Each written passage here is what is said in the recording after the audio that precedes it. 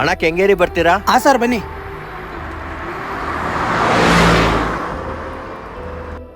ಎಷ್ಟಾಯ್ತು? ಸರ್ 100 ರೂಪಾಯಿ. ಸ್ಕ್ಯಾನರ್ ಕೊಡಿ. ಆಗಿದೆ ನೋಡಿ. ಪ್ರಪಂಚದಲ್ಲಿ ಬರೀ ಮೋಸ ಮಾಡೋ ಜನಗಳೇ. ಅಯ್ಯೋ ಮರ್ತೋಯ್ತು, ಏನು ಅನ್ಕೋತಾರೋ ಏನೋ. ಸರ್ ಒಂದೇ ನಿಮಿಷ, ಗ್ಯಾಸ್ ಹಾಸ್ಕೊಂಡು ಹೋಗೋಣ. ಎಷ್ಟು 250? ಚೇಂಜ್ ಇಲ್ವಲ್ಲ ಸರ್. 50 ರೂಪಾಯಿ ಚೇಂಜ್ ಇದೆಯಾ? ತಗೋರು. 50 ರೂಪಾಯಿ ಕೊಟ್ಟಿರದೆ ಮರ್ತ್ಬಿಟ್ಟವ್ರೆ, ವಾಪಸ್ ಕಳಿಸ್ಬಿಡೋಣ. ಹಂಗೆ ಹಾಕಿ ವಾಪಸ್ ಕಳಿಸ್ಬಿಟ್ನಲ್ಲ.